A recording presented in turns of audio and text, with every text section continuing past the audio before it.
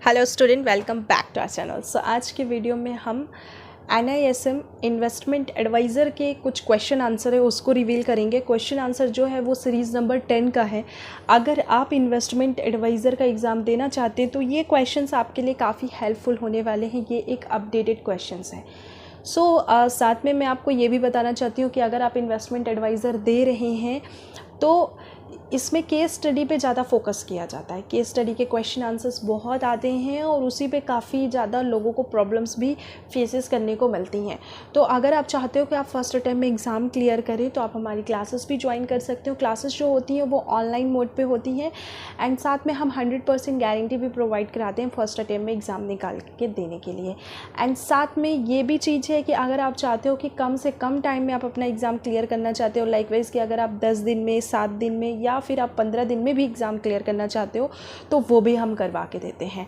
चलिए सबसे पहले क्वेश्चन पे हम मूव करेंगे। आज का जो इन्वेस्टमेंट एडवाइज़र सीरीज़ नंबर 10 का है। और साथ में अगर आप किसी भी एडवाइज़री फर्म में जॉब करना चाहते हैं या अपनी खुद की एडवाइज़री फर्म ओपन करना चाहते हैं, सेबी रजिस्ट्रेशन नंबर लेके आप चाहते हो कि आप अपने खुद की रिकमेंडेशन भी दीजिए ऑनलाइन प्लेटफॉर्म पे और ऑफलाइन प्लेटफॉर्म पे ऑल्सो।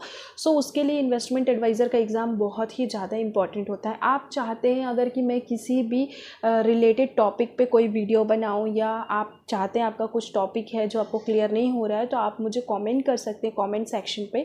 तो मैं उन वीडियोस में टॉपिक बनाऊंगी और साथ में आपको जो चीज़ समझ में नहीं आती है तो आप कमेंट्स कीजिए, हम उसे और अच्छे से एक्सप्लेन करने की कोशिश करेंगे। तो चलिए आज का जो पहला क्वेश्चन है, पहले हम देखते हैं कि क्वेश्चन पूछ क्या रहा हमसे। तो क्वेश्चन पूछ रहा what is the required to create a derivative product. Derivative product को क्रिएट करने के लिए रिक्वायर्ड क्या क्या चीज़ है किसी भी स्टॉक के लिए।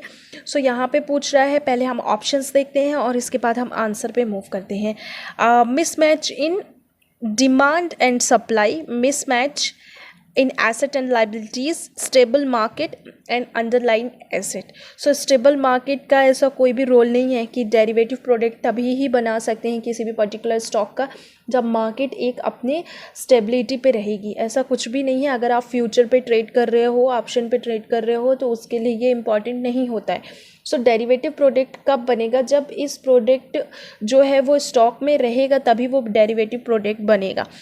इसका अंडरलाइंग एसेट, जो इसका राइट आंसर है वो अंडरलाइंग एसेट रहता है।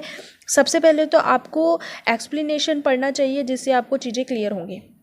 Derivative is a contract or product whose value is derived from the value of some other asset known as underlying asset. Derivative are based on wide range of underlying assets. These जो हैं वो include रहते हैं metal such as gold, silver, aluminium, copper, zinc, nickel, tin lead. ये सारी चीज़ जो है energy resources such as oil, crude oil products, cracks, coal, electricity, natural gas etcetera. Agri commodity में क्या आता है? Such as wheat, sugar, coffee, cotton, pulses etcetera. And financial assets such as shares, bonds and foreign exchange. किसी भी stock का derivative product के लिए उस स्टॉक का होना बहुत ही इम्पॉर्टेंट होता है। इसका जो ये सब कुछ जो डिटेल्स में दिया है ये इसका अंडरलाइंग एसेट है। तो अंडरलाइंग एसेट का होना बहुत ही इम्पॉर्टेंट होता है। सबसे पहले हम क्वेश्चन पे मूव करते हैं। क्वेश्चन है on what will the profit sharing fee paid to the portfolio management service manager based upon.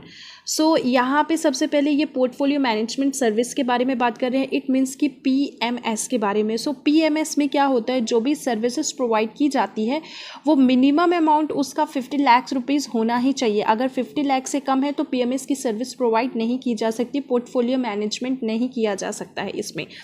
यहाँ पे बोल रहा है what will the profit sharing fee paid to the profit management service manager based upon.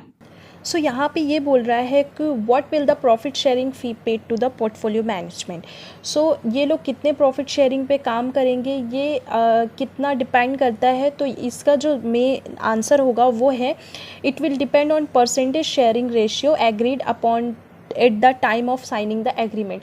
सो जब agreement sign होता है सो उस time पे या तो वो एक ऐसा सेट कर सकते हैं अमाउंट कि हम इतना अमाउंट लेंगे ही आपसे, या फिर ऐसा हो सकता है कि प्रॉफिट शेयरिंग में अगर वो काम कर रहे हैं तो 60-40 का रेशियो चाहिए या 50-50 का रेशियो चाहिए, ये दोनों चीज़ें अलग अलग होती हैं, ठीक है। सो उस टाइम पे क्या होगा, ये इन्वेस्टर और पोर्टफोलियो मैनेजमेंट पीएमएस जो होता है उनके बीच का मैटर रहता है कि वो 60-40 में काम करेंगे या 70-30 में काम करेंगे। It's depends on investor and आपका जो पीएमएस होता है उस पे होता है। सो ये आपस का मैटर रहता है उनका, पीएमएस का और इन्वेस्टर का। तो इसमें कोई ऐसा कोई रूल एंड रेगुलेशन फिक्स नहीं होता या रूल रेगुलेशन नहीं लगाती है सेबी कि आपको इतना लेना ही पड़ेगा। कोई फिक्स अमाउंट, एक सर्टेन अमाउंट नहीं रहता है। बस ये रहता है कि हाँ, आप अपने में डिस्कशन कीजिए, आपको ज़्यादा लेना है, कम लेना है, सर्विसेज अगर आप दे रहे हैं तो प्रॉफिट शेयरिंग में आपको कितना काम करना है, इट्स अप टू यू, ठीक है। सो ये दोनों, इन दोनों के बीच का काम रहता है जो कि पोर्टफोलियो मैनेजमेंट सर्विस और आपका इन्वेस्टर के बीच का मामला होता है। जब भी आप इन्वेस्टमेंट एडवाइज़र का एग्ज़ाम देते हैं तो इस तरीके के क्वेश्चंस आपको बहुत आएंगे, क्योंकि इसका जो सिलेबस है ना ये बहुत ब्रॉड है। सो इसीलिए इसको 2 पार्ट्स में डिवाइड किया गया है। तो कभी भी आप एग्ज़ाम दो तो सारी चीज़ों को बहुत अच्छे से ध्यान में रखिए। ध्यान में रख के जो चीज़ आपने पढ़ी है एटलीस्ट उसको आप घर पे ज़रूर रिपीट करो। बिकॉज ऑफ क्या होता है कि अगर आप रिपीट करते हो तो आपको ये चीज़ें समझने में और ईजी होती है, और एग्ज़ाम में इतना हमारे पास टाइम नहीं होता है।